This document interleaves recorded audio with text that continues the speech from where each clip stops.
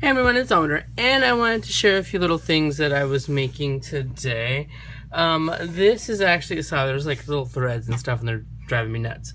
This is actually something I made for a friend of mine who's having a baby. She's having a little girl, and I've made some of these little headbands before, and it's been a while. And you learn some things, and you learn some things along the way. So I just wanted to share what I made with her. It's actually going to go together in a little gift box. If I'm not sure if I'm just gonna go buy a gift box or if I'm gonna try to make one with a little window and lose my mind trying to do that, but I'm pretty sure I have a gift box that I can actually use. So let me show you what I used. I went ahead and used, these are some roses, some crocheted roses that a friend of mine made for me. My friend Maria. Hey Maria, if you're watching. I have like all of these rosettes and stuff like that laying out here. I was trying to figure out which ones to use. I went and got, I guess because all of the ribbons were on sale at Hobby Lobby, they have that stretchy trim. And this one, I wanted to get the cream one, but the pink one, but that was the one that was sold out. So I just got this little cream one because I wanted to look a little bit shabby. I didn't want to get the stark white one just in case. So I used this, and I just checked online for like measurements. There's still glue on my hands. Check online for measurements, and it said basically for like a newborn 12 inches, and then like for 6 months or whatever 15 inches. But this is nice and soft and stretchy, so hopefully it works very well. And it's a whole little set that's going to go together. So let me show you guys. This is the first one I made, and I went ahead and used pearls, which are actually wired. The pearls are wired, and I sewed them into, sorry, there's glue on my hands. I sewed them into the roses. These are actually some I got a while back too, and this one my friend had already put the 3 little pearls in there, so I put one in each of these to make it work out better. And then on the back I did layer it with some pink felt, that way it just kind of blends into the flower. Now what I used, like I said, the things that you learn along the way, it's best not to use hot glue, even though some people do. If you do have those things on a baby and you're in the summer and the heat, I live in Vegas, so it's super stupid hot, and it's about 120 degrees every summer. Hot glue melts. If you leave this in a car, if you use hot glue on these things and you leave it in a car, it will melt. It will melt again, because even though it's 115, 20 degrees outside, inside of a car it's even more. So what I use, and I don't normally use this except for when I'm doing these things, but I hate using Fabri-Tac because you have to squeeze it for the life of you to get it out, and then it like comes out in a clump. It smells to high hell, I will tell you that. It smells to high hell. But once it dries, it doesn't have that strong odor. But the thing is that this, you can actually, people use this on paper crafts as well. I would slit my wrist if I use this on paper crafts, because it takes forever to, I'm just sitting here squeezing it out, and like it drips out like, I don't know. But if you put it down while you're in between things, it's like exploding out like a freaking volcano. So maybe they should really find a recipe, or make a recipe where it's like thinner, so it would actually come out smoother. But I digress. I don't know anything about adhesives, or how to make them, or whatever. I'm not a rocket surgeon, so, but that's just my thought on that. But this is what you want to use, because it'll work on the ribbon, it'll work on paper and everything, to adhere your felt, because you want this covering here to, and you'll notice the difference once you feel it after it's dried. It's soft. When you use hot glue, you feel the glue inside and it's hardened, and you don't really want that on your baby's head. And you want to let it dry quite a bit, follow the instructions. I digress. So everything was sewed onto, I sewed it onto the elastic band, and then I covered it with some of this felt. And this is just basic soft felt, but that is the first one I made. And then I wanted to make a bow. And these rosettes, these hot rosettes, I got from Dee's shop, Elegant Embellishments. And she's Elegant Embellishments here on DK Crafts, I'm sorry. And that's where I got these little heart rosettes. Now let me show you. I used 2 different heart rosettes to make it look like a bow. It's a little big, but whatever. There's this one, this large one, and this small one. So I just layered them, and I actually went ahead and stitched it around the edge so it would stick together. And see, and then makes a little bow. And this is just some bling, once again on the on the pink felt inside. Like I said, this is super soft because you don't want a hard thing on the baby's head. So this is a huge bow. I mean, it is pretty big, but hopefully my friend's baby has a big head and she grows into it. So that's horrible. This is the third one I made, and I actually think these two are my favorite. This one, I was imagining it like it can go on the side of the baby's head with, you know, like it coming down on her side, or really if you putting on this way, with the head like this, it'll look like a little a rosette crown. So that is that. And the funny thing is I busted out all of my rosettes and I didn't even end up using them because I loved how soft this was. So yeah, so those are the 3 little headbands that I made. So I'm thinking of not giving this to her, but I already made it. Might as well give it to her. So if you guys follow me on Instagram or on Facebook, you guys will see. Hold on, let me go close my door because I can hear Nathan playing his video games. I'm in here crafting and Nathan's in the living room playing video games. So if you guys follow me on Instagram and Facebook, you guys might have seen that I make onesies for my nephew all of the time. I'm always printing things. I see things online and I'm like, oh my gosh, I can do that. Or, you know, it'd be better, or this and this and that. My nephew is now 4 months. He wears 18 months clothes. He's growing crazy out of them. So I'm making them little onesies all of the time. And all I use, let me grab it. So let me show you. These are 3 months, and my friend is due in the fall, so I got the long sleeve little onesies to so she can, you know, put them on her baby and stuff. But this is one that I found. I just found some images online. Whenever I do the wording is just using the fonts that I have in my computer or on the fonts that I buy with my Cameo, and I just usually try to find duty-free images, or I mean, I don't sell these, so I could pretty much use any image that they sell on the Silhouette website or online if you download. And also, like, from QuickFlix I learned so much. On Etsy, just look for SVG files or cut files or digital cut files of all kinds of things, and they're instant downloads and you can use them a million times.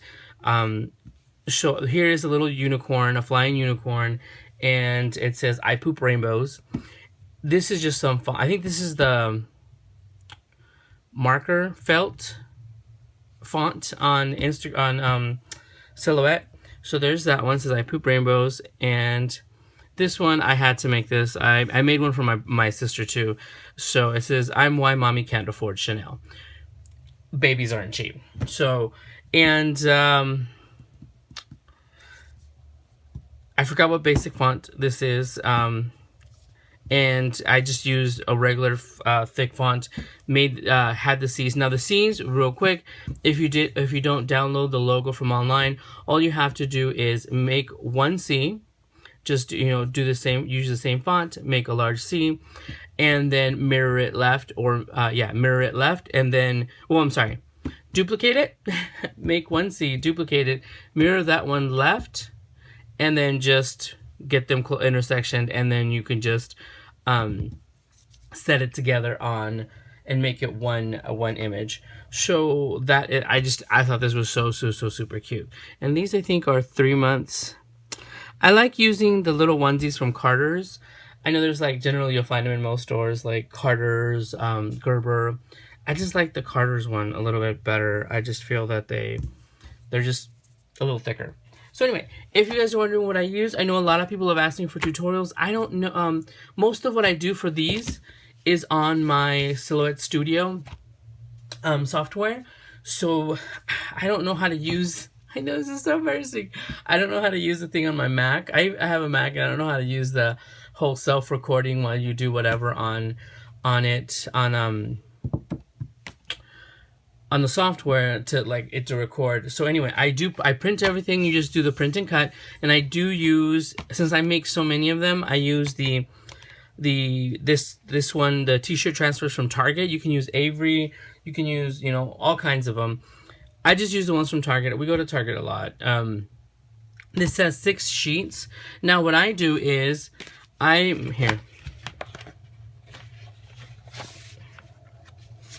here it is.